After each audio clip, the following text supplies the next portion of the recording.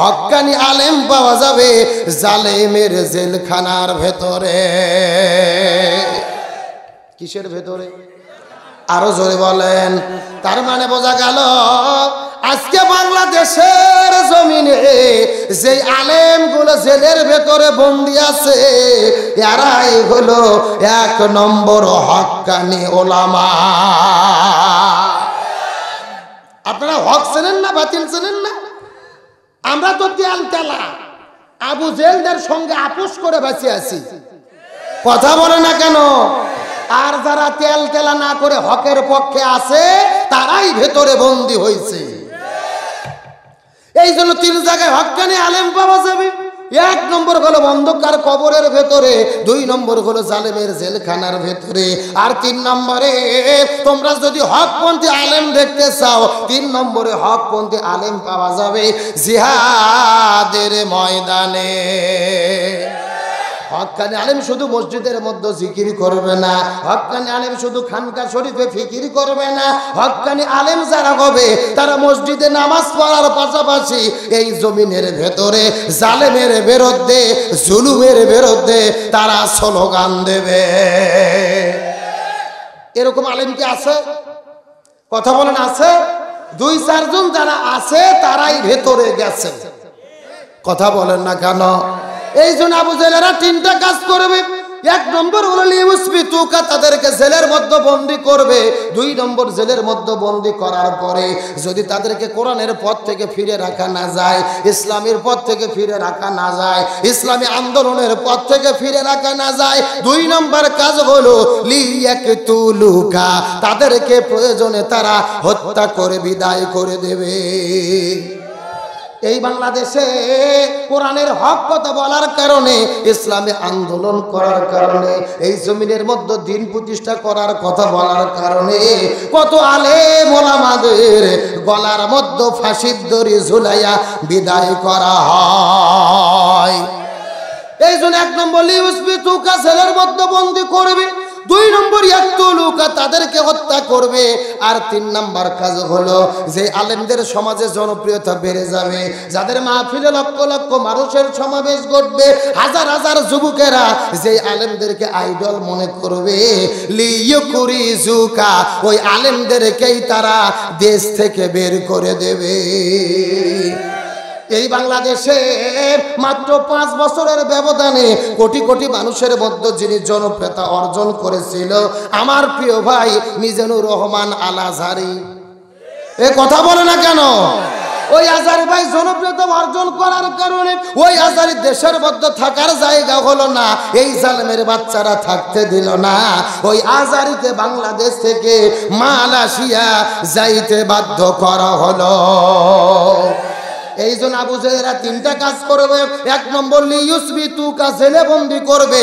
2 নম্বর ইয়াকতুলুকা, হত্যা করবে। 3 নম্বর ইখরিজুকা, দেশ থেকে বের করে দেবে। এই 3টা কাজ আবু জেহেল করেছে। আজকেও বাংলার জমিনে এই 3টা কাজ যারা করতেছে এরাই হলো আবু জেহেলের যোগ্য উত্তরসূরি। কথা বলে না কেন?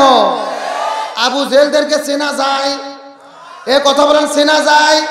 থাক, চিনলেই হবে, নাম বলার দরকার নেই। আমরা খামাখা নাম বলে মার খাবো কেন? কোরআনের মধ্যে যা আছে হক কথা বলবো, কোনো বাতিলের কাছে মাথা নত করবো না। আরো জোরে বলেন না কেন?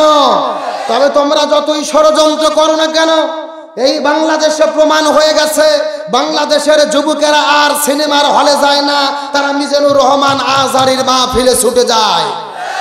তারা যাত্রার প্যান্ডেলে যায় না, ইনায়েতুল্লাহ আব্বাসীর মাহফিলে ছুটে যায়।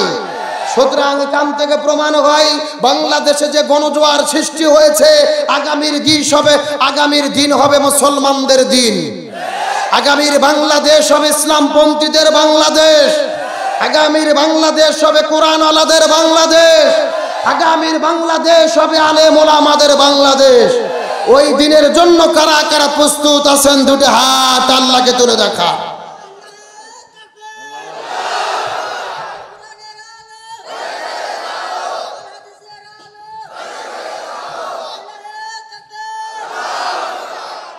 আলহামদুলিল্লাহ বলেন।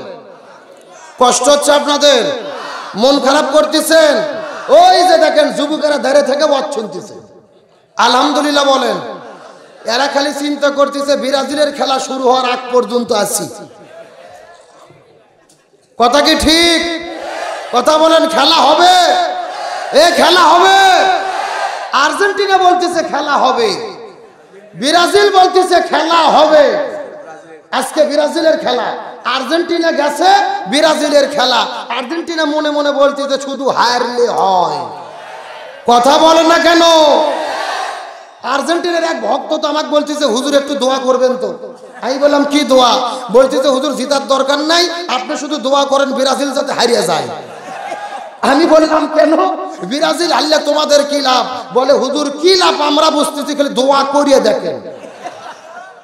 আমার ভাইরা, বর্তমানে বাংলাদেশের এমন অবস্থা, আর্জেন্টিনা হারলে হয় ব্রাজিল খুশি, ব্রাজিল হারলে হয় আর্জেন্টিনা খুশি। আমি বললাম দোয়া এক দলের জন্য নয়, আমি দোয়া করব যেন আল্লাহর কাছে, হে আল্লাহ আর্জেন্টিনা ব্রাজিল যাতে দুই দলই তাড়াতাড়ি বিশ্বকাপ থেকে বিদায় হয়। এ কথা বলে না কেন? এই দুই জঞ্জাল যতদিন আছে বাংলাদেশে মানুষের শান্তি নাই। কি রাত, কি বিরাত, রাতের 12টার দিকে ঘুম আসছে, বুড়ো মানুষ হঠাৎ করে থেকে গ্রামের মধ্যে চিল্লে চিল্লি শুরু হয়েছে। কে ঘটনা কি চোর উঠেছে নাকি? বলে না, দেখে যুবকরা চিৎকার করে উঠেছে গোল। কথা কন না কে? মনের মধ্যে কষ্ট লাগে আমার ভাইরা। আর্জেন্টিনা হেরে গেল, ভক্তদের কত কান্না। ছোট্ট একটা শিশু, বাবাজি শোনেন, 4-5 বছর বয়স, তার কান্না দেখে আমি অবাক হয়ে গেলাম। কান্না করতে করতে বলেছে অফসাইড হয়েই তো ঠকে গেলাম, রিপেরিকে পাইলে দেখাইয়া দিতাম। ছোট বাচ্চা বলতেছে, ছোট বাচ্চা। আসার জন্য বলি না, এ পিতামাতা তোমাদের জন্য দুর্ভাগ্য, তোমরা তো সফল পিতামাতা হতে পারো নাই। হে পিতামাতা কুলাঙ্গার, তোমরা তোমাদের সন্তানদেরকে ভালো মানুষ বানাইতে পারো না, তোমাদের সন্তানদেরকে রসুলকে চিনাইতে পারো নাই, তোমরা তোমাদের সন্তানদেরকে মেসি আর নেইমারকে চিনাইছো। আজকে আর্জেন্টিনা ব্রাজিল হেরে গেলে মনে কান্না, মনে কত কষ্ট। রসুলের ভালোবাসায় এদের অন্তর কাঁদে না, কবরের ভালোবাসায় চোখ দিয়ে পানি বের হয় না, অথচ আর্জেন্টিনা ব্রাজিল হেরে গেলে এরা কান্না করে। এইরকম আবেগী লোক আছে না নাই? এমনকি দেখা গেছে কুমিল্লাতে আর্জেন্টিনা হারার কারণে আর্জেন্টিনার একটা ভক্ত স্ট্রোক করে সাথে সাথে মারা গেছে। জোরে বলেন সুবহানাল্লাহ। কি জোরে বলেন নাউজুবিল্লাহ। এখন বলেন আর্জেন্টিনা আর মেসির ভালোবাসায় যদি স্ট্রোক করে মরে, জান্নাত না জাহান্নাম? ফেরেশতারা শুধু বাটাম নিয়ে রেডি হয়ে আছে, কবরে ঢোকার সাথে সাথে বাটাম ফাটান শুরু হবে। কথা বলেন না কেন? আজকে মনে কষ্ট। বগুড়া থেকে রওনা করে যখন আপনাদের এই জায়গায় আসলাম মাহফিলে, রাস্তা ঘাটে শত শত হাত আর্জেন্টিনা ব্রাজিলের পতাকা। এই যুবক, যত টাকার তোমরা পতাকা কিনেছো, এই পতাকা না কিনে টাকা দিয়ে যদি তোমরা শীতের পোশাক কিনে দরিদ্র মানুষের গায়ে দিতে, কোনো দরিদ্র কষ্টে দিন পাত করতো না। তোমরা যদি এই পতাকার জার্সি না কিনে, তোমরা যদি খাবার কিনে দরিদ্রদের মুখে খাবার দিতে, বাংলাদেশে কোনো অভাবী দরিদ্র লোক থাকতো না। কিন্তু আজকে যুবকেরা দরিদ্র গরিবের মানুষের পাশে দাঁড়ায় না, তার আর্জেন্টিনা পতাকা আর ব্রাজিল তো বলতেছে আমরা আতশ নিয়ে রেডি, খালি জিতলে হয়। মানে আর্জেন্টিনা আছে দুঃখে কষ্টে। আলহামদুলিল্লাহ বলেন। কষ্ট পাইলেন, মন খারাপ করলেন। আর্জেন্টিনার ভক্তরা মন খারাপ নাকি? ব্রাজিলদের মন খারাপ? খেলা হবে, এ খেলা হবে। আসল খেলা মরার পরে হবে। বাংলাদেশে তোমরা কিসের খেলা শুরু করছো? মরার পরে ফেরেশতারা লাঠি নিয়ে খেলা শুরু করবে। কথা বলেন ঠিক কিনা? আমার ভাইরা মনে কষ্ট। ব্রাজিল খালি বলতেছে জিতলে হয়, আর আর্জেন্টিনা বলতেছে হারলে হয়, আর আমরা বলতেছি সব হেরে বাড়ির যায়। কথা বলেন ঠিক কিনা? আমার ভাইরা, তোমরা ভক্ত হয়েছো নেইমার মেসি কাকার, অথচ রাসূল বলেছেন মান তাশাব্বা বিকওম ফাহুয়া মিনহুম, যার সঙ্গে যার মোহাব্বত তার সঙ্গে তার কিয়ামত। তুমি যদি নেইমার মেসিকে ভালোবাসো, আর্জেন্টিনা ব্রাজিলকে ভালোবাসো, ওরা যদি জাহান্নামে যায় একা যাবে না, তোমাদের সাথে করে নিয়ে জাহান্নামে যাবে। আরো জোরে বলেন। আল্লাহর কোরআন বলে লা তাত্তাখিজুল ইয়াহুদা নাসারা আউলিয়া, তোমরা ইহুদি খ্রিস্টানদেরকে বন্ধু মনে করো না, অথচ তোমরা যে নেইমার মেসির ভক্ত হয়েছো, এই নেইমার মেসির শরীরে ট্যাটু অঙ্কন করা দাজ্জালের ছবি।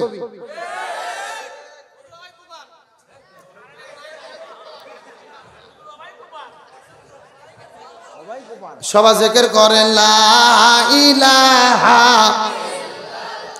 জোরে লা ইলাহা, লা ইলাহা ইল্লাল্লাহু মুহাম্মাদুর রাসূলুল্লাহ। সকলে পড়ি সাল্লাল্লাহু। তাহলে বলতেছিলাম তাদের হাতে কাদের ছবি লাগানো? দাজ্জালের চক্ষু অঙ্কন করা তাদের শরীরে। এখান থেকে বোঝা যায় ওই আর্জেন্টিনা, ব্রাজিল, নেইমার, মেসি এরা হলো দাজ্জালের অনুসারী। আর একটু জোরে বলতে হবে। আল্লাহর কোরআন বলেন লাকাদ কানা লাকুম ফি রাসূলিল্লাহি উসওয়াতুন হাসানা। মুসলমানদের একমাত্র নবী ব্যতীত অন্য কেউ আদর্শ হতে পারে না। সুতরাং এ মুসলমান যুবক, তোমরা কি আর্জেন্টিনার ভক্ত হবে, মেসির ভক্ত হবে, ব্রাজিলের ভক্ত হবে, কাকার ভক্ত হবে, নেইমারের ভক্ত হবে? আজকের মাহফিলে শপথ গ্রহণ করতে হবে, নেইমার, মেসি, আর্জেন্টিনা, ব্রাজিল খেলা বাদ দিয়ে, নায়ক নায়িকা, গায়ক গায়িকা বাদ দিয়ে একমাত্র বিশ্ব নবীর আদর্শ গ্রহণ করতে কারা কারা রাজি আছো? দুটি হাত আল্লাহকে তুলে দেখাও।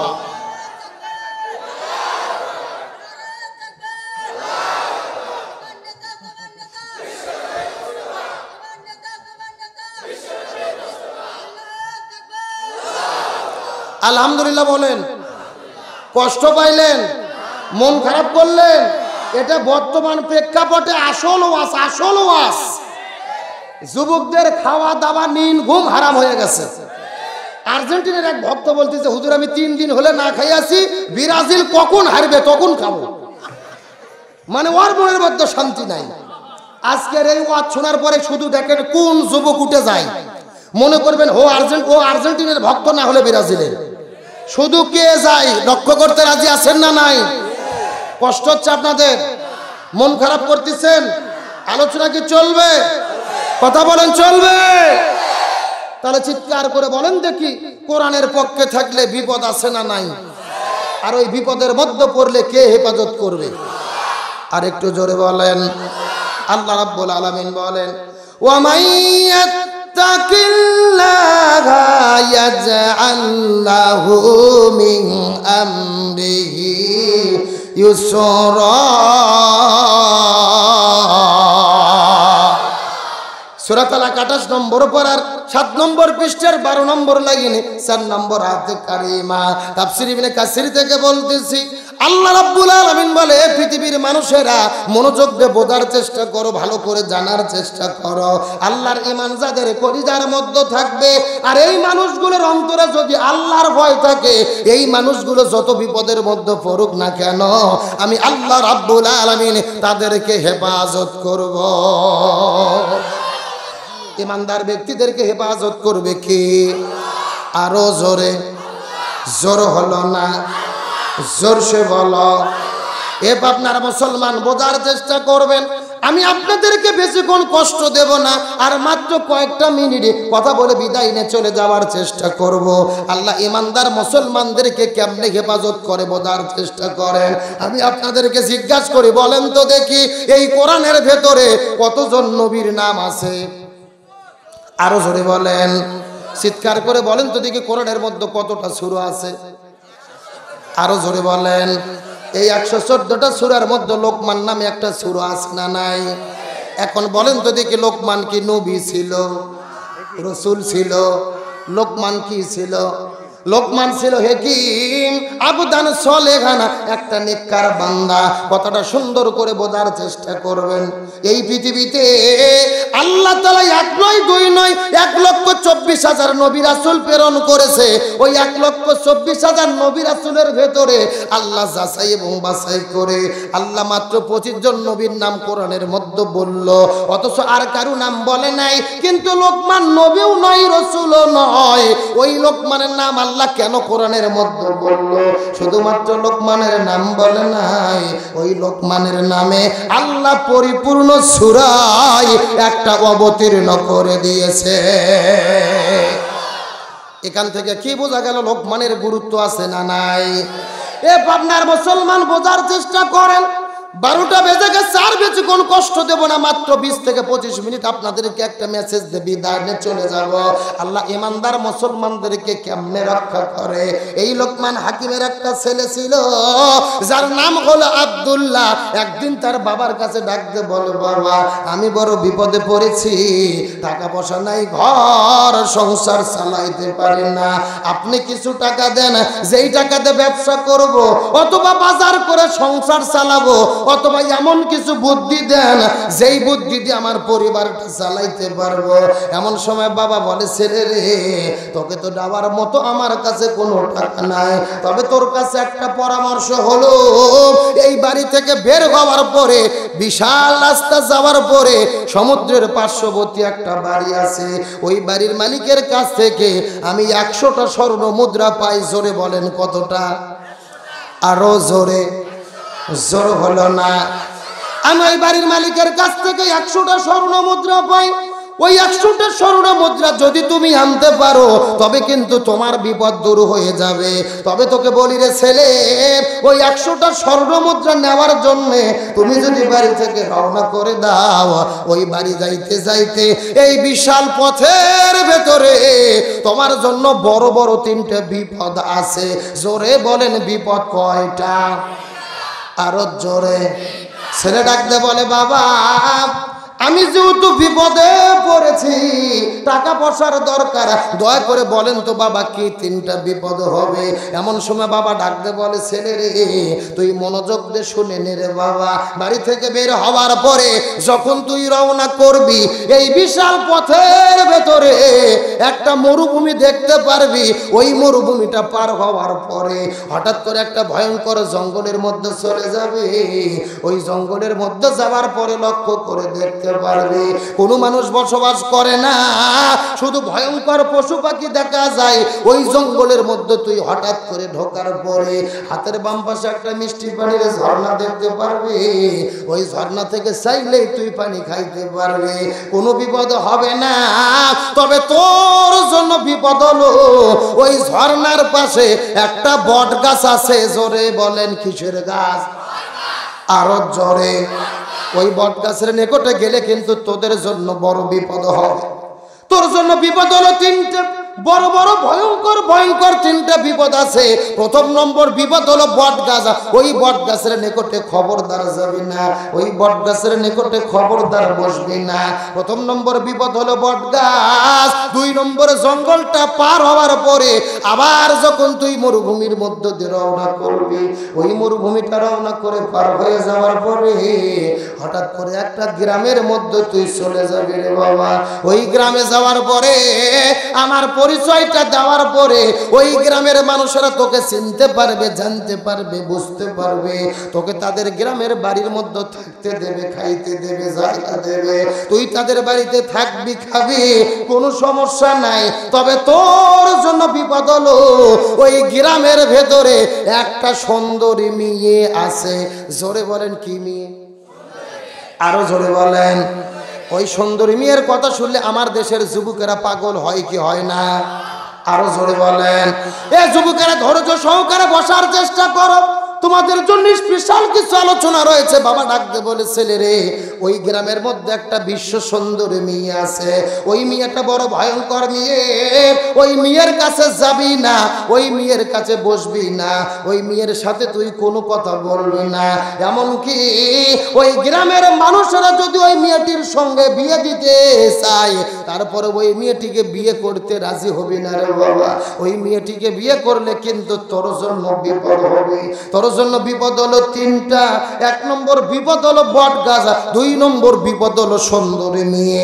তারপরে গ্রাম থেকে আস্তে করে বের হয়ে যাওয়ার পরে হঠাৎ করে দেখতে পারবি বিশাল বড় একটা মরুভূমি। ওই মরুভূমিটা পার হয়ে হঠাৎ করে যখন সাগরের কাছে চলে যাবি, ওই সমুদ্রের পার্শ্ববর্তী দেখতে পারবি 2 তলা একটা বাড়ি দেখা যায়। জোরে বলেন কয়তলা? আরো জোরে বলেন। ওই দুইতলা বাড়ি দেখার পর আস্তে করে বাড়ির কাছে যাবি, ওই বাড়ির মালিকের কাছে যে আমার পরিচয় দিবি, আমার পরিচয় দেওয়ার পরে তোকে 100টা স্বর্ণ মুদ্রা দিতে হবে। তবে তোকে একটা শর্ত দেবে, 100টা স্বর্ণ মুদ্রা যদি তুমি নিতে চাও আমার বাড়িতে একটা রাত্রি তোমাকে থাকা লাগবে। বাবা বলে ছেলে রে, ওই বাড়িটা বড় ভয়ঙ্কর বাড়ি, ওই বাড়িতে দিনের বেলা থাকা যাবে কিন্তু রাতের বেলা থাকা যাবে না। রাতের বেলা থাকলে কিন্তু তোমার জন্য বড় বিপদ হবে। ছেলে ডাকতে বলে বাবা বিপদ হলো 3টা, এই 3টা বিপদ আমার জীবনে আসবে, রিস্ক যদি না নেই আমি তো টাকাও পাবো না, জীবনটাও চালাতে পারবো না। ছেলে বলে বাবা এই 3টা বিপদকে সামনে রাখার পরে আমি আল্লাহর উপরে ভরসা করে আমি পথের ভেতরে রওনা করতে চাই। বিপদ কয়টা? আরো জোরে। 1 নম্বর, 2, 3, এই 3টা বিপদকে সামনে রেখে লোকমান হাকিমের ছেলে রওনা করেছে। পদেও পড়েছে কিন্তু বিপদ থেকে কে হেফাজত করেছে? আল্লাহ। কেমনে কিভাবে হেফাজত করলো আমাদের জানার দরকার আছে না নাই? আলোচনা কি চলবে? কথা বলেন চলবে? কয়টা বিপদ? আরো জোরে বলেন। আমি আপনাদেরকে অবশ্যই এই বিষয়ে আলোচনা শোনাবো, তবে যদি এখন অনুমতি দেন মা বোনদের উদ্দেশ্যে 2 মিনিট কিছু বলবো। অনুমতি আছে তো আপনাদের? আমার মা বোনের আরে কথাটা সুন্দর করে বোঝার চেষ্টা করবেন। আপনাদের উদ্দেশ্যে 2 মিনিটের একটা মেসেজ দিয়ে বিদায় নিয়ে চলে যেতে চাই। আমার নবীজি একদিন ঘুম থেকে ওঠার পরে আস্তে করে বিবি খাদিজার ঘরের মধ্যে চলে গেল। বিবি খাদিজার ঘরের মধ্যে ঢোকার পরে লক্ষ্য করে দেখে বিবি খাদিজা বিছানার উপরে ঘুম পাড়তেছে। এমন সময় আমার নবীজি ওই খাদিজার কাছে যাওয়ার পরে বিবি খাদিজার কপাল বরাবর চুম্বন করেছে। কোথায় চুম্বন করেছে? এখন বলেন তো দেখি, স্ত্রীর কপালে চুম্বন করা কি শুধু কি জায়েজ না সুন্নাত? আরো জোরে বলেন। এখন এই সুন্নাতটা কখন পালন করবেন? বিয়ের আগে না বিয়ের পরে? কথা কন না গা। অথচ এই পাবনা জেলার ভেতরে 14 ফেব্রুয়ারি যখন চলে আসে স্কুল কলেজ ভার্সিটিতে, পাবনা ইয়াডট কলেজের মধ্যে দেখা যায় বিভিন্ন পার্কে পার্কে লেখে লেখে দেখা যায় এই বিশ্ব ভালোবাসার দিবসে যুবক যুবতীরা কুকুরের মতো জোড়া থাকে।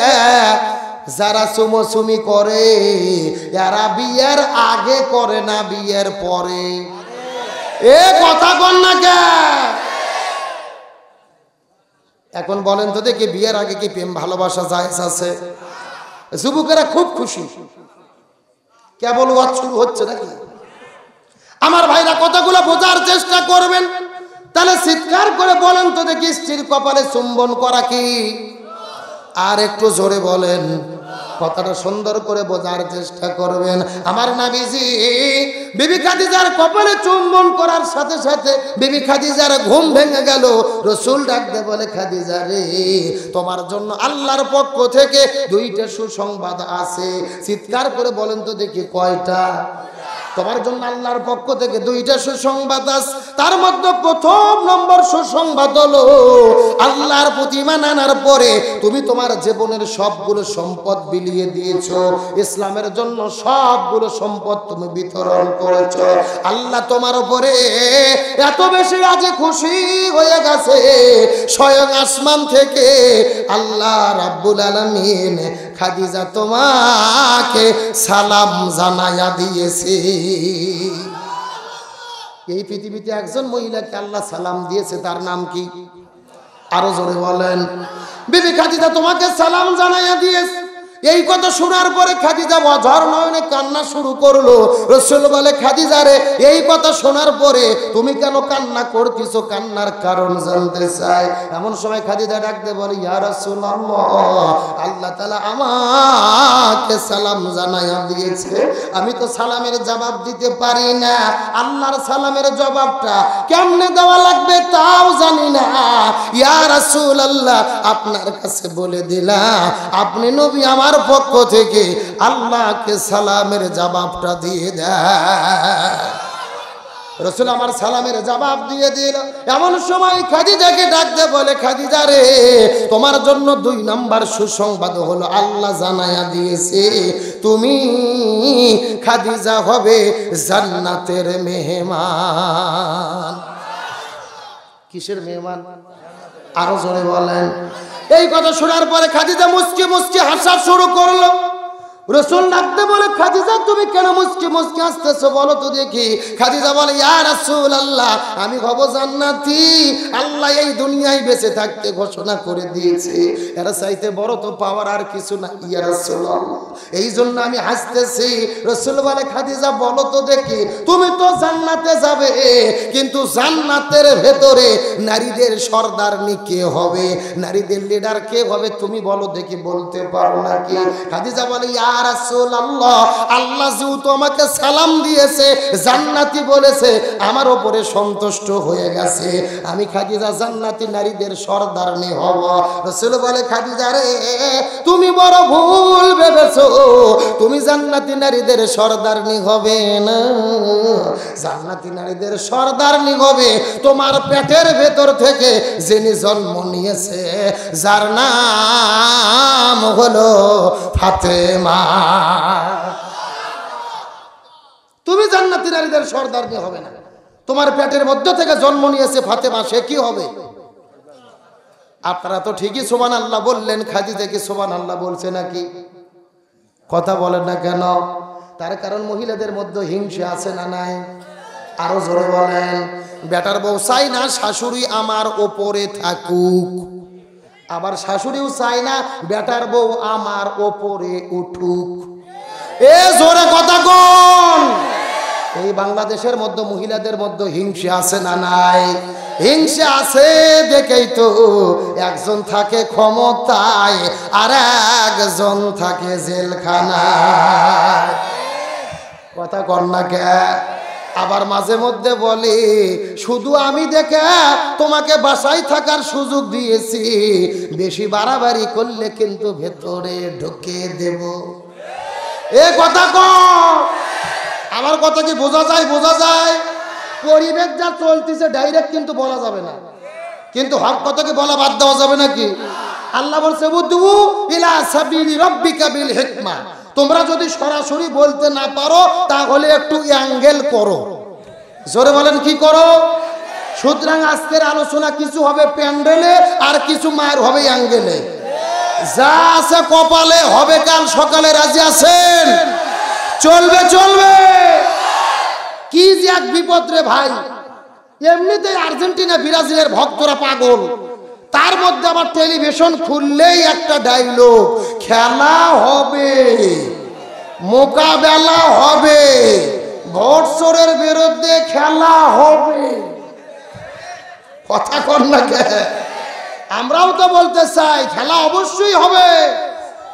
আসল খেলা কার হাতে? আরো জোরে বলেন। বেশি খেলা খেলা করেন না, আল্লাহ যদি খেলা শুরু করে পালাইয়া হুঁশ পাবেন না। আমরাও তো খেলতে চাই, কিন্তু খেলা শুরু করার আগে মাঠ ঠিক করা লাগবে, রিফারি ঠিক করা লাগবে, টাইম ঠিক করা লাগবে।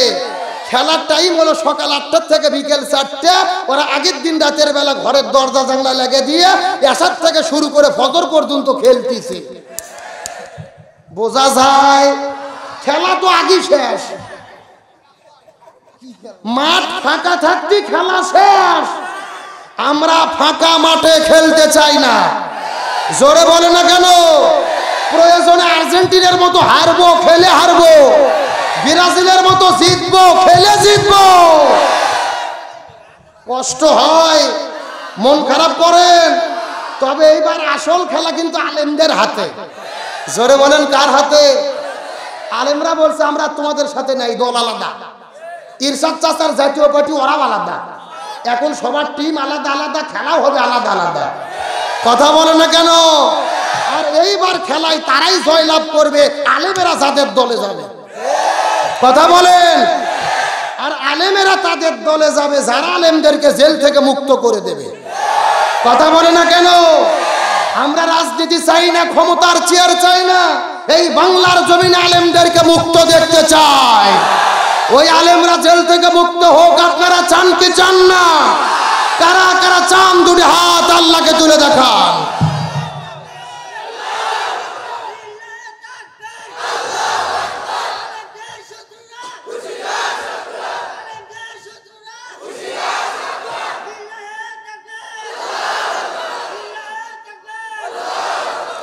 কষ্ট হচ্ছে, মন খারাপ করতেছেন?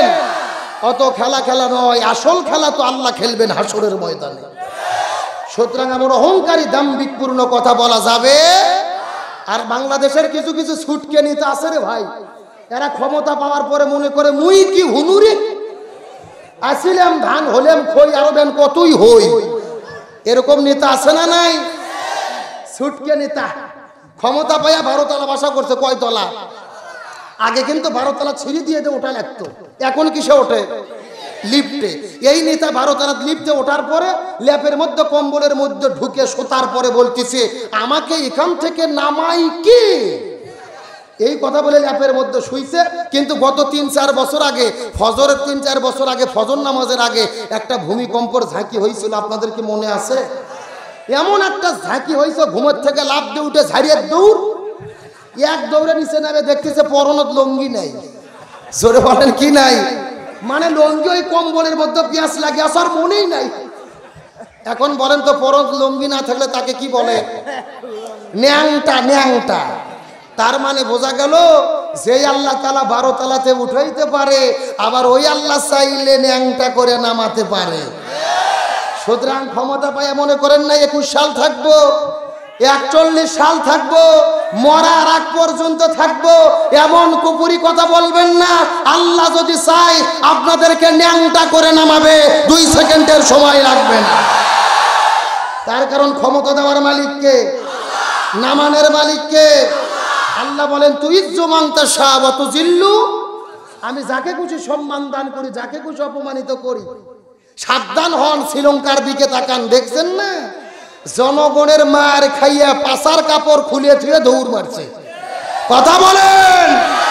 সুতরাং আল্লাহ ধরে ধরে ধরে না, একবার ধরলে আলোচনা হবে, এ খেলা হবে, হবে। কারা কারা হবে দুটি হাত তুলে দেখান। লিল্লাহে তাকবীর। আজকের মাহফিল চলছে চলবে, পাবনার মাহফিল, পারশোডাঙ্গার মাহফিল, অর্জুনপুরের মাহফিল কতক্ষণ চলবে? সারা রাত। এটা কি হুজুর মারা ওয়াজ নাকি? ব্রাজিলের খেলা শুরু হওয়ার আগ পর্যন্ত চলবে। এবার ব্রাজিলেরা খুব খুশি। কি ব্রাজিলের সাপোর্টাররা খেলা হবে? এ হবে আলহামদুলিল্লাহ। আর মিনিট 20 টাইম দেন, কোনো ওটা উঠি নাই। রাজি আছেন তো ইনশাআল্লাহ? তাহলে চিৎকার করে বলেন রসুল কোথায় চুম্বন করেছেন? আরো জোরে বলেন। আর জান্নাতি নারীদের যিনি সর্দারনি হবে তার নাম কি? আরো জোরে বলেন। আমার ভাইরা কথাটা সুন্দর করে বোঝার চেষ্টা করবেন। এই কথাটা শোনার পরে খাদিজার মনটা খারাপ হয়ে গেল। আমার আগে কেন আমার পেটের মেয়ে ফাতেমা জান্নাতে নারীদের সর্দারনি হবে? খাদিজা কান্না করতে করতে বলে ইয়া রাসূলুল্লাহ, আমি সর্বপ্রথম ইসলাম ধর্ম গ্রহণ করলাম, ইসলামের জন্য সবকিছু বিলিয়ে দিয়ে দিলাম, অথচ আমি হব শুধু জান্নাতি, আর আমার মেয়ে ফাতেমা হবে জান্নাতি নারীদের সর্দারনি। এর পেছনে কারণ কি? এমন সময় রাসূল বলে খাদিজা রে, ফাতেমা জান্নাতি নারীদের সর্দারনি হবে এমনিতে নয়, এর পেছনে কারণ হলো 2টা। জোরে বলেন কয়টা? আরো জোরে। জোর হলো না।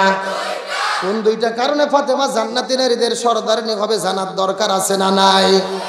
আপনাদের দরকার না থাকলেও মা বোনদের দরকার।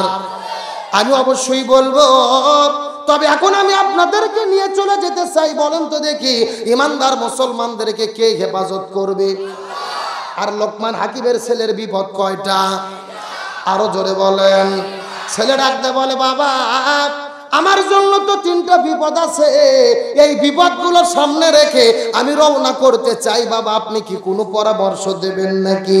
এমন সময় বাবা ডাকতে বলে, ছেলে রে তোর জন্য পরামর্শ হলো 2টা। জোরে বলেন কয়টা? আরো জোরে। এই 2টা পরামর্শ যদি তুই মেনে চলিস তোর জন্য কোনো বিপদ হবে না। ছেলে ডাকতে বলে, বাবা আপনি কি 2টা পরামর্শ দিতে চান বলেন তো দেখি।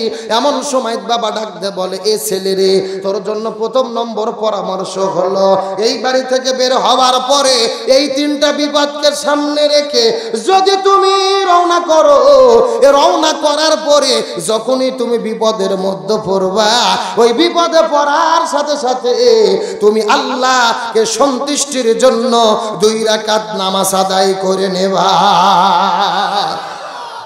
কয় রাকাত নামাজ পড়বা? এই 2 রাকাত নামাজ পড়ে তুমি আল্লাহর কাছে সাহায্য করবা।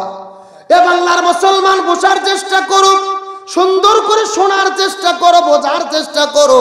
আমরা যত বিপদ বালা মুসিবতে পড়ি না কেন, অন্তরের মধ্যে কষ্ট হোক না কেন, আমাদের জীবনে যত হতাশা আসুক না কেন, আমরা বিপদের মধ্যে পড়ার সাথে সাথে সেজদা করব কাকে? আরো জোরে বলেন। আর আল্লাহকে সেজদা করলে আমাদের কে হেফাজত করবে? কথাটা সুন্দর করে বোঝার চেষ্টা করবেন। আল্লামা খাজা কুতুবউদ্দিন আলবেক আল কাকি রহমতুল্লাহ আলাইহি যেদিন পৃথিবী থেকে বিদায় নিয়ে চলে যাবেন, বিদায়ের পূর্ব মুহূর্তে তার ছাত্রদেরকে ডাকতে বলে, এ ছাত্ররা আমি তোমাদের কাছে একটা নসিহত করে যেতে চাই, আমি তোমাদের কাছে বলে যেতে চাই, আমি যেদিন পৃথিবী থেকে বিদায় নিয়ে চলে যাব, আমার মৃত্যুর পরে দুনিয়ার সাধারণ কোনো লোক আমার জানাজা পড়াতে পারবে না, এই দুনিয়ার কোনো লোক হঠাৎ করে আমার জানাজা পড়াতে পারবে না। আমার যিনি জানাজা পড়াবে তার মধ্যে কমপক্ষে 4টা গুণ থাকা লাগবে। জোরে বলেন কয়টা? আরো জোরে বলেন। কমপক্ষে 4টা গুণ আলা মানুষ যদি পাওয়া যায়, তাহলে তোমরা তাকে আমার জানাজার নামাজ পড়াইয়া নেবা, অথবা নামাজ পড়ার কোনো দরকার নাই, আমাকে বিনা জানাজায় অন্ধকার কবরের মধ্যে তোমরা শাহিদ করে দেবে। কয়টা গুণের কথা বললাম? এই কথা বলার পরে ছাত্ররা কান্না শুরু করে দিলেন, ওস্তাদ হুজুর আপনি বলেন তো দেখি, আপনার জানাজার নামাজ পড়াতে গেলে কি 4টা গুণ লাগবে? এমন সময় খাজা মঈনুদ্দিন আলবেক আল কাকি রহমতুল্লাহ আলাই, খাজা কুতুবউদ্দিন আলবেক আল কাকি রহমতুল্লাহ আলাই বলে 4টা গুণ লাগবে। 1 নম্বর গুণ হলো, আমার জানাজার নামাজের যিনি ইমামতিত্ব করবে ওই লোকের 1 নম্বর গুণ হলো, যেই লোকটা 40 বছর ধরে জীবনে কোনো দিন জামাতের শহীদ নামাজটা ছেড়ে দেয় নাই।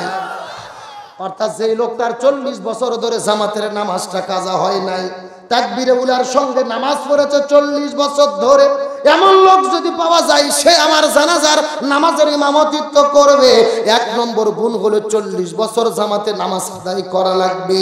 2 নম্বর গুণ হলো, যেই লোকটা আমার জানাজার নামাজ পড়াবে শুধুমাত্র ফরজ নামাজ 40 বছর নয়, যেই লোকটা 40 বছর ধরে জীবনে কোনো দিন তাহাজ্জুদের নামাজও ছাড়ে নাই। 1 নম্বর গুণ হলো 40 বছর ধরে জামাতের সঙ্গে নামাজ পড়েছে। 2 নম্বর গুণ হলো 40 বছর ধরে তাহাজ্জুদের নামাজ পড়েছে। 3 নম্বর গুণ হলো, যেই লোকটা জীবনে কোনোদিন অন্য মহিলার দিকে তাকায় নাই, মুহরিম ব্যতীত অন্য মহিলার দিকে চোখ তুলে তাকায় নাই, যদিও চোখটা চলে গেছে আবারও চোখটা ফিরে এনেছে, এই লোকটা আমার জানাজা পড়াবে। আর 4 নম্বর শর্ত হলো, চিৎকার করে বলেন তো দেখি, আসর নামাজের ফরজ কয় রাকাত? আরো জোরে বলেন। এই আসরের 4 রাকাত ফরজের আগে আরো 4 রাকাত সুন্নাত আছে, আপনারা কি জানেন?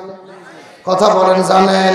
আমার ভাইরা কুতুবউদ্দিন আলবেক আল কাকি রহমতুল্লাহ আলাইহি বলেন 4 নম্বর শর্ত হলো, যেই লোকটা 40 বছর ধরে আসর নামাজের আগে যেই 4 রাকাত সুন্নাত আছে, এই 4 রাকাত সুন্নাতটাও জীবনে ছাড়ে না। কয়টা গুণের কথা বললাম? এই 4টা গুণালা মানুষ যদি পাওয়া যায় আমার জানাজার নামাজ পড়াবে। আর এই 4টা গুণালা মানুষ যদি না পাওয়া যায় আমার জানাজা নামাজ পড়ার দরকার নাই, বিনা জানাজায় আমাকে তোমরা দাফন কাফন করে দেবা। এই কথা বলার পরে কুতুবউদ্দিন আলবী কালকাকি রহমতুল্লাহ আলাইহি বিদায় নিয়ে চলে গেল। তার মৃত্যুর পরে হাজার হাজার লক্ষ লক্ষ মানুষের চতুর্দিক থেকে তারা জানাজার নামাজ পড়ার জন্য চলে আসলো। 1 ঘন্টা চলে যায় নামাজ হয় না, 2 ঘন্টা চলে যায় নামাজ হয় না। এমন সময় একটা ছাত্র লক্ষ মানুষের সামনে দাঁড়িয়ে বলে, এ পৃথিবীর মানুষেরা রে, কুতুবউদ্দিন আলবী কালকাকি রহমতুল্লাহ আলাইহি বলে গেছে আজকে তার জানাজার নামাজের যে নামাজ পড়াবে, যে ইমামতিত্ব করবে, তার মধ্যে 4টে গুণ থাকা লাগবে। এই 4টে গুণওয়ালা মানুষ যদি এই লক্ষ মানুষের মধ্যে পাওয়া যায় তাহলে সে নামাজ পড়াবে। আর 4টে গুণওয়ালা মানুষ যদি না পাওয়া যায় তাহলে জানাজার নামাজ হবে না। সমস্ত মানুষেরা চোখের পানি ফেলে কান্না করলেন। বলেন তো দেখি, বলেন তো কি 4টা গুণ থাকা লাগবে? এমন সময় একটা ছাত্র দাঁড়িয়ে বলেন, আমাদের ওস্তাদ যে মৃত্যুর আগে অনুরোধ করে বলে গেছে, নসিহত করে বলে গেছে 4টে গুণ থাকা লাগবে। প্রথম নম্বর গুণ হলো, যেই লোকটা 40 বছর ধরে জীবনে কোনোদিন ফরজ নামাজ জামাত ত্যাগ করে নাই, যেই লোকটা 40 বছর ধরে তাহাজ্জুদের নামাজ পড়েছে, যেই লোকটা জীবনে কোনোদিন কোনো মেয়ের দিকে তাকায় নাই, যেই লোকটা 40 বছর ধরে আসর নামাজের আগে 4 রাকাত সুন্নাতটাও ছাড়ে নাই, এই 4টা গুণওয়ালা মানুষ যদি পাওয়া যায়, জানাজার নামাজ পড়ানোর জন্য আপনি হাত উঠান, তার ইমামতিতেই আজকে নামাজ হবে। আমার ভাইরা, কথাটা বলা যত সহজ কিন্তু অত আমূল সহজ নয়। এই 4টা সত্যওয়ালা মানুষ খোঁজার জন্য লক্ষ মানুষের মধ্যে ঘোষণা হয়ে গেল। একটা মানুষও সাহস করে কেউ হাত তুলতে পারে না। লক্ষ লক্ষ মানুষের মধ্যে কেউ হাত তুলে বলতে পারে না, হ্যাঁ এই 4টা আমল আমার মধ্যে আছে। লক্ষ লক্ষ মানুষেরা চোখের পানি ফেলে কান্দে। তাহলে কি খাজা কুতুবউদ্দিন আলবী কালকাকি রহমতুল্লাহ আলাইহি এর জানাজার নামাজ হবে না? তাকে কি নামাজ ছাড়া দাফন করে দেওয়া লাগবে নাকি? এই রকম মাঠে ময়দানের মধ্যে কান্নাকাটি চলতেছে। শেষ পর্যন্ত জানাজা হয় কি হয় না, জানার দরকার আছে না নাই? আলোচনা কি চলবে? কথাটা সুন্দর করে বোঝার চেষ্টা করবেন। এই জন্য লোকমান হাকিম তার ছেলেকে ডাকতে বলে, তোমাকে আমি 2টা পরামর্শ দেব। তার মধ্যে প্রথম নম্বর পরামর্শ হলো, বিপদে পড়লে কয় রাকাত নামাজ পড়বে? আরো জোরে বলেন। আর 2 নম্বর কথা হলো, এই পথের মধ্যে রওনা করার পরে যাইতে যাইতে লক্ষ্য করে দেখবে হঠাৎ করে একটা বৃদ্ধ চাচার মতো মানুষ দেখা যাবে, যেই মানুষের মাথার মধ্যে টুপি, মুখের মধ্যে দাড়ি, হাতের মধ্যে তসবিহ দেখতে পারবা। এমন একটা বৃদ্ধ চাচাকে যদি তুমি দেখতে পারো, ওই চাচাকে তুমি সঙ্গী করে মনে করবা, ওই চাচাকে সঙ্গী বানাইয়া নিবা। ওই চাচা তোমাকে যেই পরামর্শ দেবে, ওই পরামর্শ মতো তুমি চলবে, তাহলে আশা করা যায় আর কোনো বিপদ হবে না। ওয়ালা তাহিনু ওয়ালা তাহজানু ওয়া আনতুমুল আলাউনা ইন কুনতুম মুমিনিন।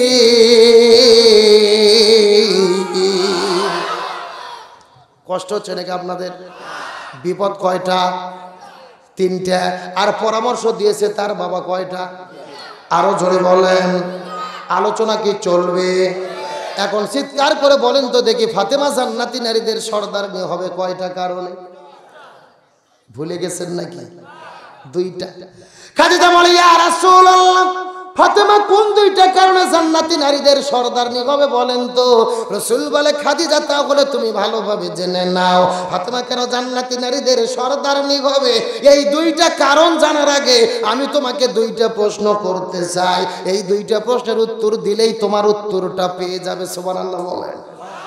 কয়টা প্রশ্ন করবে? রাসূল বলে, খাদিজা রে, তোমার কাছে আমার প্রথম নাম্বার প্রশ্ন হলো, বলো তো দেখি তুমি কত বছর বয়সে ইসলাম ধর্ম গ্রহণ করেছো? খাদিজা ডাকতে বলে, ইয়া রাসূলুল্লাহ, আমি 55 বছর বয়সে ইসলাম ধর্ম গ্রহণ করেছি।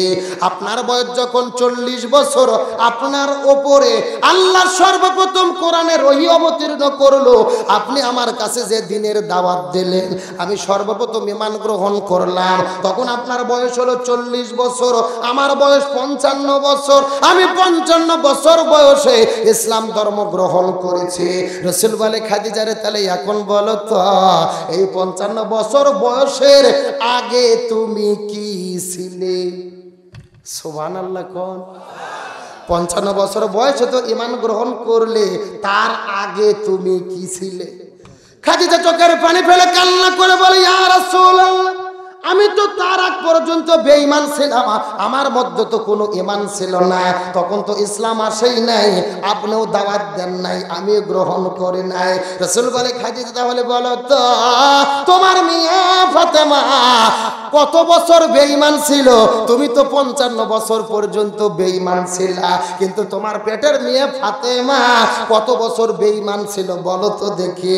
খাদিজা বলে ইয়া রাসূলুল্লাহ, জান্নাতি জান্নাতি, আমার মেয়ে ফাতেমা জান্নাতি, আমার পেটের মেয়ে ফাতেমা আমার পেটের ভেতর থেকে জান্নাতি হয়ে জন্মগ্রহণ করেছে। রাসূল বলে খাদিজা রে, আর জন্মসূত্রে জান্নাতি হওয়ার কারণে স্বয়ং আল্লাহ রাব্বুল আলামিন ফাতেমাকে জান্নাতি নারীদের সরদারনি বানায়া দিয়েছে। কয়টা কারণ গেল? রাসূল বলে খাদিজা 2 নম্বর প্রশ্ন বলো তো দেখি, তোমার হাতের চেহারা কেমন, পায়ের চেহারা কেমন, মুখের চেহারা কেমন, শরীরের ঢপটা কেমন? কত মানুষ বলতে পারবে রে খাদিজা বলো তো দেখি। খাদিজা বলে ইয়া রাসূলুল্লাহ, আমি মিথ্যা কথা বলবো না, আমি ছিলাম মক্কার সবচাইতে ধনবতী রমণী, আমি ব্যবসা বাণিজ্য করতে গিয়ে মক্কা, মদিনা, তায়েফ, সিরিয়া কত নগরীর মধ্যে কত ঘোরাফেরা করেছি, হাজার হাজার মানুষ আমার মুখ দেখেছে, হাত দেখেছে, পা দেখেছে। তার কারণ যখন আমি বেঈমান ছিলাম তখন তো পর্দার বিধান ছিল না। হাজার হাজার মানুষ বলতে পারবে আমার হাতটা কেমন, আমার মুখের ঢপটা কেমন, আমার চেহারাটা কেমন। রাসূল বলে খাদিজা রে, তা বলে তুমি এইবার বলো তো ফাতেমার হাতটা কেমন ছিল, পাটা কেমন ছিল, মুখের ঢপটা কেমন ছিল? কত মানুষ বলতে পারবে রে খাদিজা বলো তো। এমন সময় খাদিজা বলে ইয়া রাসূলুল্লাহ, পর্দা নিশি, পর্দা নিশি, আমার মেয়ে ফাতেমা পর্দা নিশি। এমন সময় রাসূল বলে খাদিজা ভালোভাবে জেনে নাও, পর্দা নিশি হওয়ার কারণে স্বয়ং আল্লাহ রাব্বুল আলামিন ওই ফাতেমাকে জান্নাতি নারীদের সরদারনি বানায়া দিয়েছে। কারণ হলো পর্দা। জোরে বলেন কারণ কি? আরো জোরে। জোর হলো না। এখন বলেন তো দেখি ওই পর্দার দরকার আছে না নাই? কিন্তু 60 মোহরের মা বোনেরা কি পর্দা করে? পর্দা দেয়। আরে ভাই পর্দা দেয় ঘরের দরজায়, ঘরের জানালায়, মা বোনেরা দরজা জানালায় পর্দা দেয়, কিন্তু শরীরে পর্দা থাকে না। এ কথা কন না কে? আপনারা কি সব বইয়ের কাছে এতিম হচ্ছেন নাকি? এতিম। আমি কি কিছু বলবো? বলবো কথা বলেন, বলবো। এ যুগের মেয়েদের ধরন বলিতে লাগে শরম, সকালবেলা আর সকালবেলা বোরকা পরে, বিকাল বেলা ওড়না নাই। দাদা ভাই ডিজিটাল দেশ বুঝি এটাই।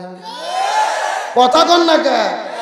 দেখবেন সকালে এমন ভাবে বোরকা পড়তে চিনার বুদ্ধি নাই, আবার বিকেলে বোরকা তো দূরের কথা, শরীরে ওড়না পর্যন্ত থাকে। আর ওড়না যদি আমার দিকে তাকায় এইরকম শুধু পেঁচায় পেঁচায় পেঁচায় পেঁচে পেঁচে দড়ির মতো করে এই যে গলার মধ্যে ঢুকে দিয়ে পেছন দিক দিয়ে ফেলে দেয়। কথা কর না কে? আচ্ছা বলেন তো পেছনে ঢাকার কি কিছু আছে? এটা পর্দা না বাটপারি? আরো জোরে বলেন। আরে নারী হলো ঘরের শোভা, স্বামীর সেবা করে, এখন উল্টো দেখে নারীরা সব স্বামী কি ধরে মারে। ঠিক? কারা কারা বইয়ের হাতে মার খাচ্ছেন হাত উঠান তো দেখি। এ উঠান উঠান। একজনও নাই, সব তো আল্লাহর ওলি বসে আছে আমার ভাইরা। অথচ দিনে কিংবা রাতে প্রত্যেকটা স্বামী বইয়ের কাছে মায়ের খাইয়ে বসে আছে। কথা কন না কে? কিন্তু আমাদের সমাজে যেই রকম স্বামীকে মারা বউ আছে, একই রকম ভাবে বউকে মারা স্বামী আছে না নাই? এমনও দাজ্জাল স্বামী আছে, বউক পিটা শুরু করে বলতিছে তুই আব্বা না বলা পর্যন্ত তোর মায়ের বন্ধ হবে না। বউ মার সহ্য করতে না পারে বলছে আব্বা। পরের দিনে এই শয়তান হুজুরকে ফোন দিয়ে বলতেছে হুজুর বউ তো আব্বা বলছে, এখন ফতুয়া কি? আমি বললাম ফতুয়া পর, আগে তোর বাটাম ফাটান লাগবে। কথা কন না কে? এখন বলেন তো বউ কি মারা যাবে? হেটকে বলে মারা যাবে না। কখন কখন মারা যাবে আমি কি হাদিস থেকে বলবো? আমার দিকে শোনেন, বউ যদি শরীয়ত বিরোধী কাজ করে, ইসলাম বিরোধী কাজ করে, জিনা ব্যভিচার করে, স্বামীর আনুগত্যের বাহিরে কাজ করে, তখন বউকে মারা যাবে। এখন মারবেন কোথায় কোথায়? আমার দিকে তাকান। মাথা বাত, পেট বাত, পিঠ বাত, কোমর বাত, মাজা বাত, হাঁটুর থেকে শুরু করে নিচ পর্যন্ত। কথাকে বুঝেছেন? আর যেই ব্যাত দিয়ে মারবেন এই ব্যাতের পরিমাপ হবে 1 বিঘের অর্ধেক, মানে হলো 1 মুষ্টি। এক জায়গাতে আমি ওয়াজ করছি, এখন একটা যুবক বলতেছে হুজুর 1 মুষ্টি ধরবো কি আর মারবো কি? তখন আরেকজন বলতেছে হুজুর ধরার পরে যদি কোনো মতো মাথা বার হয়ে থাকে ওটাতে ঘুতো দেব হুজুর। এরকম বাটপার আছে না নাই? ও তাও বউক মারবে। এখন বলেন তো বউক মারলে কি বউ ঠিক হবে? না, রাসূল বলেছেন মহিলাদের সৃষ্টি করা হয়েছে বাম পাজরের বাঁকা হাড় থেকে। কি হাড়? এখন বাঁকা আরব যদি হাতুড়তে পারে সোজা করতে চান সোজা হবে? ভাঙাই এমন মস্কে যাবে বাবার বাড়িতে না যাওয়া পর্যন্ত ঠিক হবে না।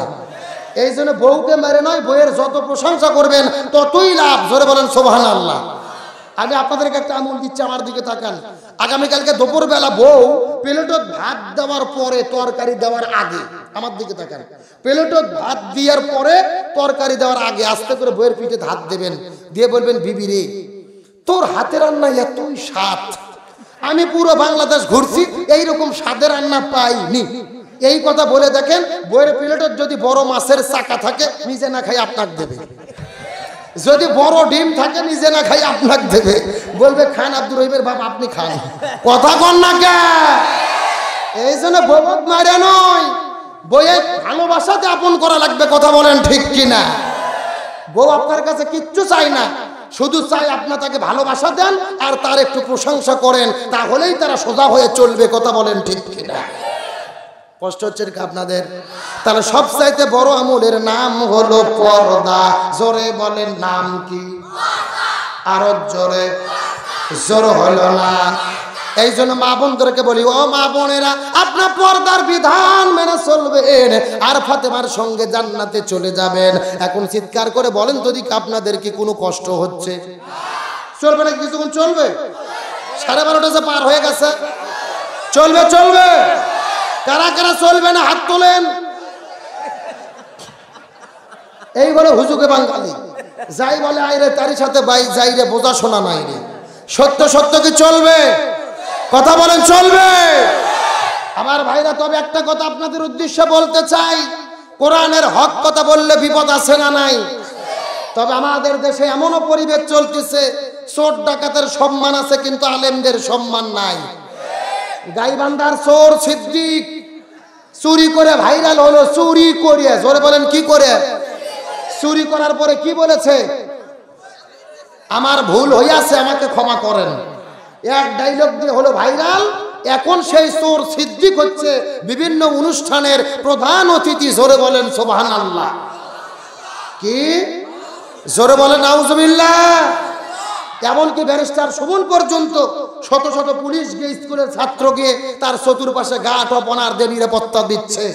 মনে কষ্ট, রসুলের হাদিস মনে পড়ে যায়। রসুল বলেছেন কিয়ামতের আগে চোর ডাকাতের সম্মান বৃদ্ধি হবে আর আলেমদেরকে অপমানিত করা হবে। আজকে আমার দেশে লক্ষ্য করে দেখেন, চোর ডাকাত দুর্নীতিবাজরা সম্মান পায় আর আলেমদেরকে জেলের ভেতরে বন্দি করে রাখা হয়। আর একটু জোরে বলেন। আমরা মনে প্রাণে বিশ্বাস করি আজ হোক কাল হোক ওই কোরআনের পাখিগুলো বন্দি খাঁচা থেকে মুক্ত হবে, আবারও কোরআনের মাহফিলে ফিরে আসবে, কোরআন থেকে কথা বলবে। কথা বলেন ঠিক কিনা? এক দল বলতেছে 10ই ডিসেম্বর আসলে ঢাকাতে 20 লক্ষ লোক হবে, আর এক দল বলতেছে আমাদের 40 লক্ষ হবে। আমরা বলি 20 আর 40 লক্ষ নয়, কোরআনের পাখি আল্লামা সাইদি, আল্লামা মামুনুল হককে ছেড়ে দিয়ে দেখো ঢাকা শহরে 1 কোটি কোরআন প্রেমিক জমা হবে। আর একটু জোরে বলেন কথা ঠিক কিনা? ওই কোরআনের পাখিগুলো মুক্ত হোক, আপনারা চান কি চান না? কারা কারা চান দুটো হাত আল্লাহকে তুলে দেখান।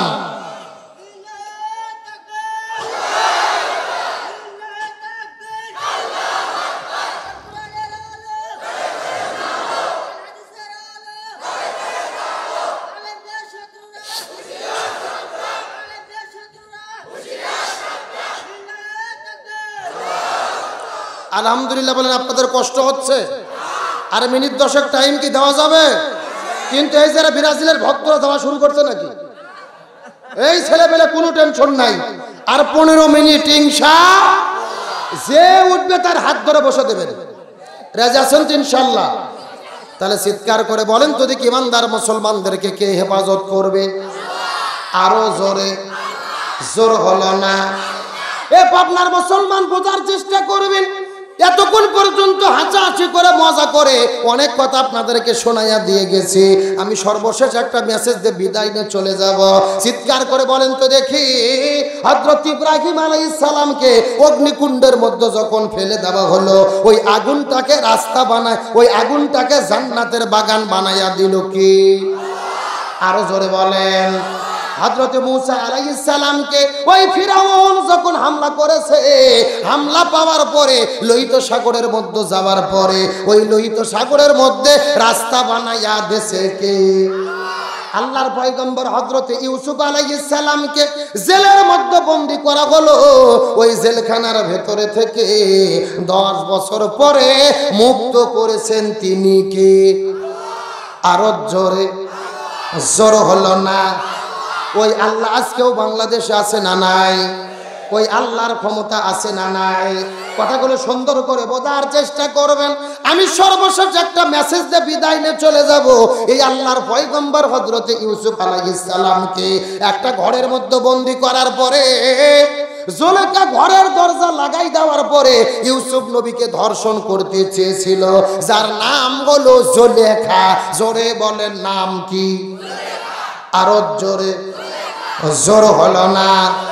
এই জুলেখা ইউসুফ নবীকে ঘরের মধ্যে বন্দী করে ডাকতে বলতেছে, ইউসুফ রে, তুমি দেখতে এত বেশি সুন্দর, আমি তোমার প্রেমে মাতোয়ারা, আমি তোমার সঙ্গে প্রেম ভালোবাসা মহব্বত করতে চাই। ইউসুফ নবী ডাকতে বলে, না, ইন্নী আখাফুল্লাহ, নিশ্চয় আমি আল্লাহকে ভয় করি, আমি তোমার সঙ্গে জিনা ব্যভিচার করব।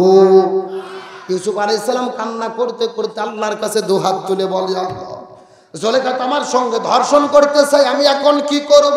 এমন সময় আল্লাহ ডাকতে বলে, ইউসুফ রে, তোমার কোনো টেনশন করা লাগবে না, তুমি আল্লাহর উপর ভরসা করে দরজার দিকে দৌড় দাও, আমি আল্লাহ 7টা দরজার তালা খুলাইয়া দেব। ওয়া মাইয়াত তাকিল্লাহা ইয়াজআল লাহু মিন আমরিহি ইউসরা।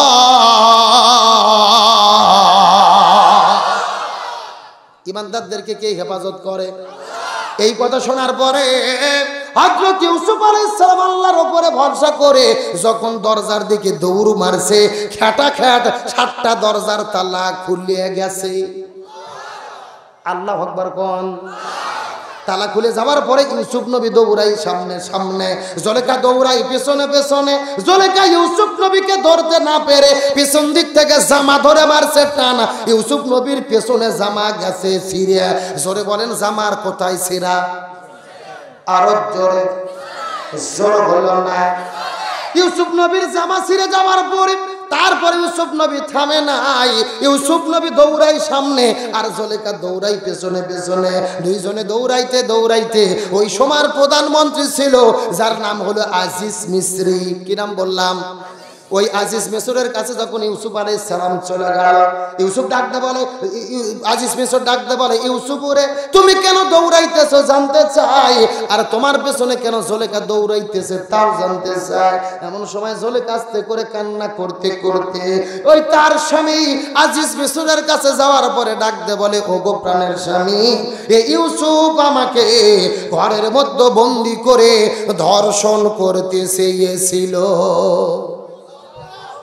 নবীর বিরুদ্ধে কিসের মামলা? এ কথা কন না কে? নবীর বিরুদ্ধে কিসের মামলা? তাহলে নবীর বিরুদ্ধে যদি ধর্ষণের মামলা হয়, হুজুরদের বিরুদ্ধে হতে পারে কি পারে না? আরো জোরে বলেন। স্বয়ং আল্লাহ নবীর বিরুদ্ধে ধর্ষণের মামলা, আর আল্লামা সাইদি মামুনুল হকের হিসাব তো বহু দূরে। কথা বলেন না কেন? আমার বাইরে শেষ কথাগুলো বোঝার চেষ্টা করবেন। বাংলাদেশের সঙ্গে 100তে 100 মিলে যাবে ইনশাআল্লাহ। আমার ভাইরা এই কথা বলার পরে জুলেখা যখন তার স্বামীর কাছে বিচার দিল, প্রধানমন্ত্রী হলো স্বামী। এখন আপনাদের জিজ্ঞাসা করি, বলেন তো দেখি, বউ যদি প্রধানমন্ত্রীর কাছে বিচার দেয়, বিচার হবে কি হবে না? হবে না, মানে বিচার করতে বাধ্য। তার কারণ প্রধানমন্ত্রী যদিও প্রধানমন্ত্রী হোক, বইয়ের কাছে প্রধানমন্ত্রী। এই যে আমি আজকে প্রধান বক্তা আব্দুল সালাম যুক্তিবাদী 3 ঘন্টা ধরে ওয়াজ করতেছি, আপনারা শুনতেছেন। আমি যদি বাড়ির যে বলি, বিবিরে ঘুমোর থেকে ওঠো তো, পাবনার লোক 3 ঘন্টা পর ওয়াজ শুনলো, তুমি উঠে একটু 10 মিনিট উজু করে এসে আমার ওয়াজ শোনো।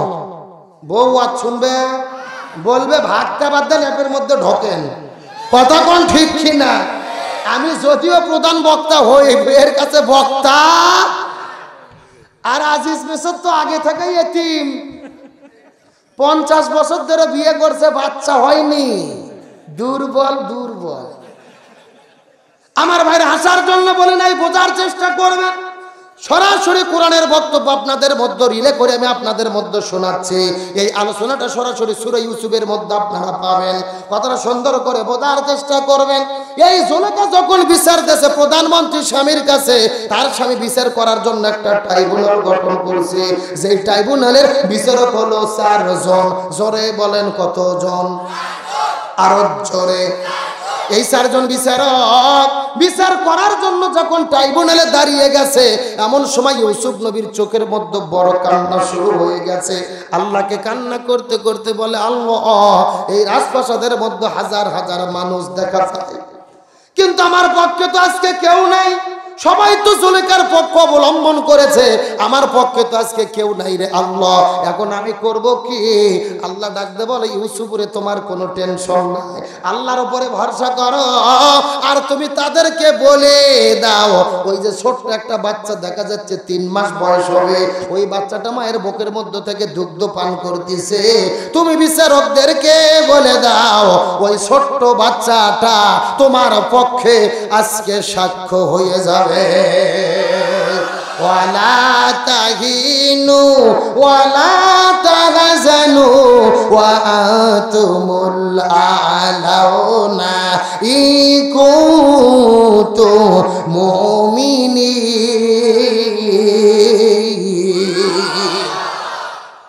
ইমানদারদেরকে কে সাহায্য করবে? আরো জোরে বলেন। এই কথা শোনার পরে হযরত ইউসুফ আলাইহিস সালাম ওই 4 জন বিচারককে ডাকতে বলে, হে বিচারকেরা, আমার পক্ষে একটা সাক্ষ্য আছে। ওই যে ছোট্ট বাচ্চা বুকের দুগ্ধ পান করতেছে, ওই ছোট্ট বাচ্চা আমার পক্ষে সাক্ষ্য হয়ে যাবে। এই কথা শোনার সাথে সাথে বিচারকেরা লাফ দিয়ে উঠছে। কেরে জীবনে কতদিন বিচার করেছে, ছোট্ট বাচ্চাটা কথা বলে।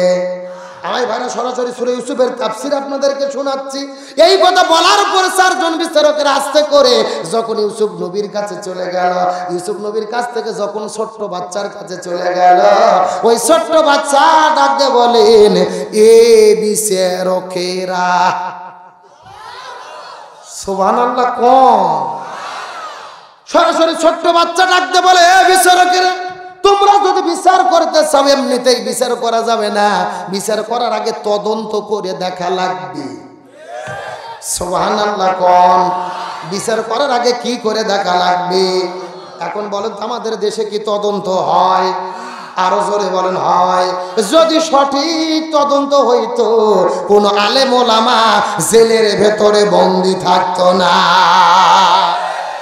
প্রত্যেকটা গ্রামে গ্রামে এমনও মানুষ আছে, ঘুম পাড়তেছে, তার কোনো খবর জানা নাই। পরের দিনে সকালে পুলিশ ফোন দিয়ে বলতেছে, আপনার বিরুদ্ধে থানায় 6টা মামলা। বলে, মামলা কোথায় থেকে আসলো? বলে, জিবরাইল এসে গায়েবী মামলা দিয়ে গেছে। এ কথা কন না কে? এই সমস্ত জিবরাইল, তোমরা কোন জিবরাইল? সাবধান হয়ে যাও। বাতাসের পথ কিন্তু সব সময় একদিক চলে না, ওই সমুদ্রের বাতাসের স্রোত কিন্তু একদিকে বয় না, সময়ের পরিবর্তন হবে। তোমরা কয় নম্বরের জিবরাইল? এই বাংলার মুসলমান তোমাদেরকে পাছায় পিঠাইয়া সোজা করবে। আজ হোক কাল হোক, সময় আসবে কি আসবে না? ইমানদারদের বিজয় হবে, সেই দিন এই জিবরাইলদেরকে বের করা হবে। কথা বলে ঠিক কিনা? নিরপরাধ মানুষ জীবনে কোনোদিন অন্যায় করে নাই, জীবনে কোনোদিন রাজপথে নামে নাই, তার বিরুদ্ধে 12টা মামলা জিবরাইল এসে দিয়ে গেছে। জুলুমের একটা শেষ আছে না নাই? আরো জোরে বলেন।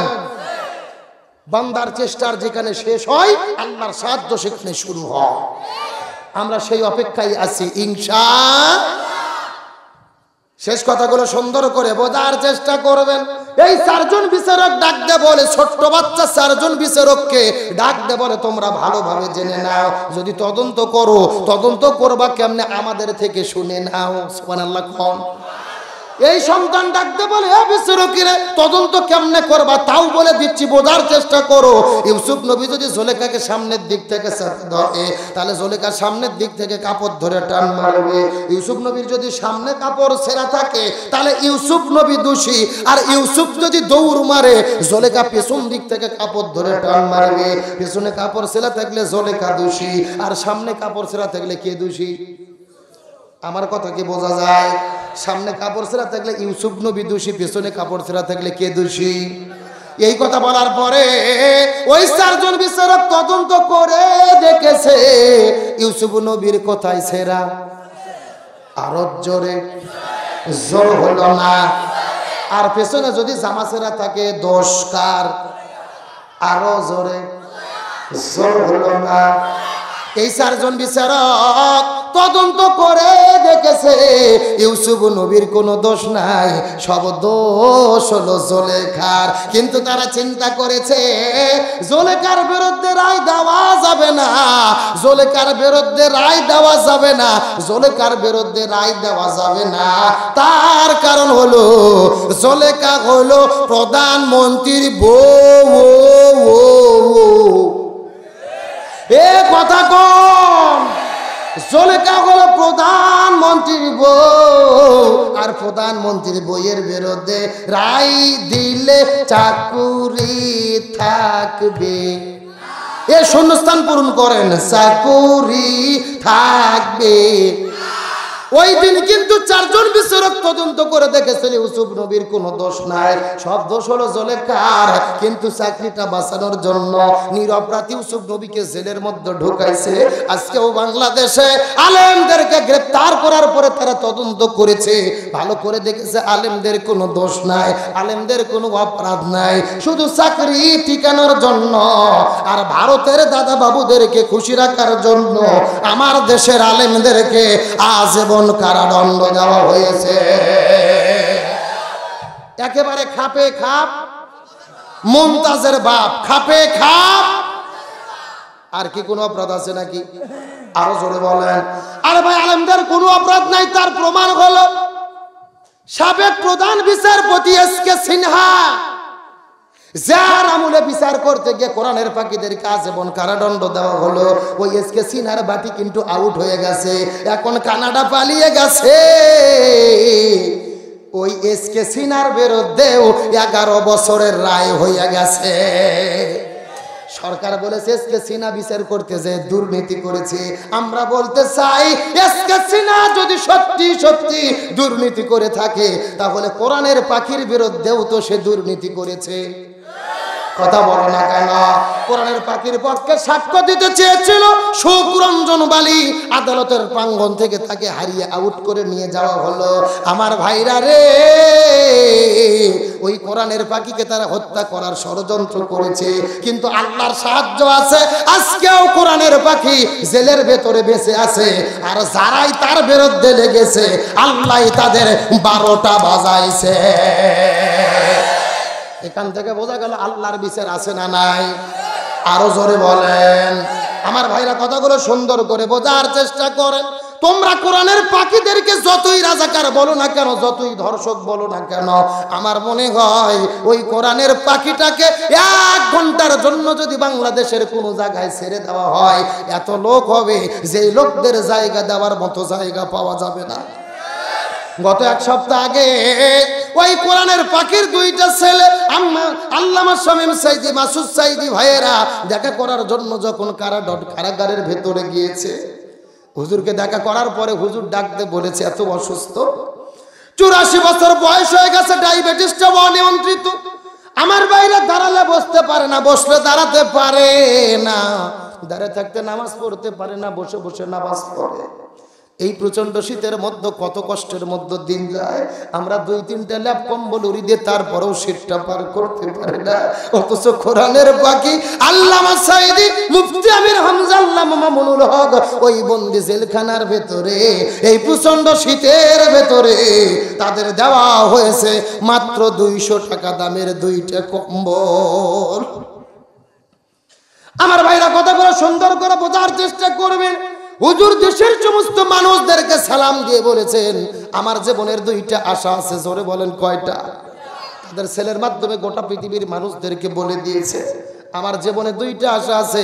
প্রথম নম্বর আশা হলো বাংলাদেশের মানুষদেরকে বলবা আমার জন্য যেন দোয়া করে, আমি মৃত্যুর আগে আর 1টা বার হলেও যেন আমি মক্কায় গিয়ে কাবা ঘরটা তাওয়াফ করতে পারি।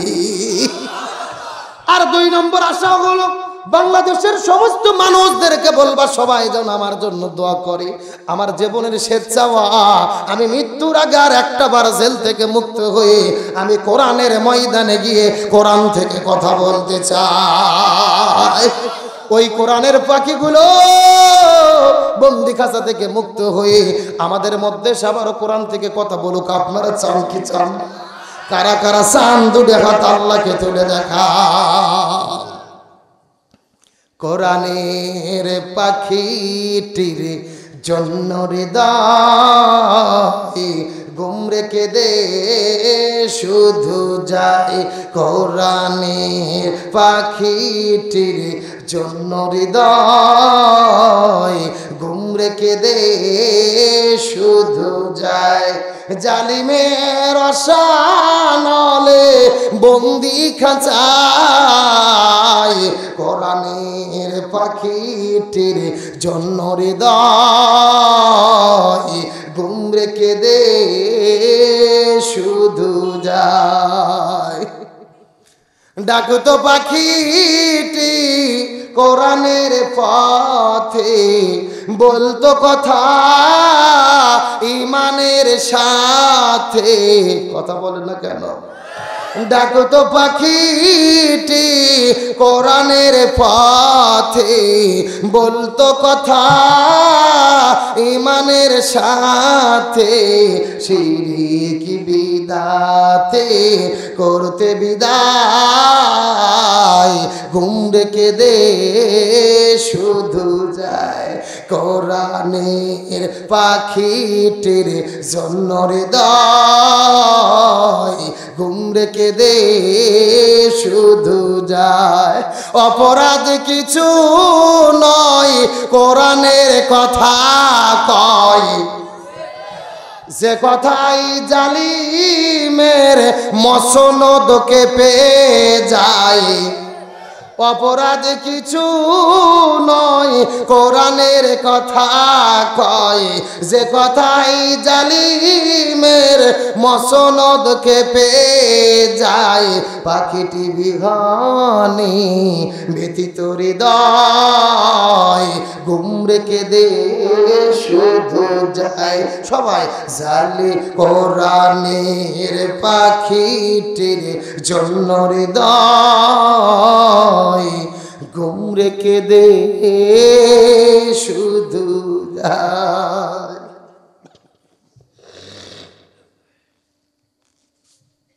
আমার ভাইরা ইমানদারদেরকে হেফাজত করবেন কে? আরো জোরে বলেন। হযরত ইউসুফ আলাইহিস সালামকে 10 বছর পরে জেল থেকে মুক্ত করেছেন কে? ওই আল্লাহ আজও আছে না নাই? ওই আল্লাহর ক্ষমতা আছে না নাই? এই তাহাজ্জুদ নামাজের সময় আল্লাহর কাছে ফরিয়াদ করে বলি, ইয়া রাব্বুল আলামিন, আপনি ইউসুফ নবীকে জেল থেকে মুক্ত করে মিশর দেশের রাষ্ট্রপতি বানাইছেন। আমার দেশের মধ্যে যেই কোরআনের পাখিগুলো জেলের ভেতরে বন্দী, এদেরকে মুক্ত করে আমাদের সমাজের খলিফা বানায়া দেন। আরো জোরে বলেন আমিন। আল্লাহ পারে কি পারেন? আরো জোরে বলেন। আল্লাহ আমাদের জন্য যথেষ্ট। কথা বলেন ঠিক কিনা? কষ্ট হচ্ছে আপনাদের? মন খারাপ করতেছেন? আলোচনা কি চলবে? 12টা যে পার হয়ে গেল না, একটা পার হয়ে গেল।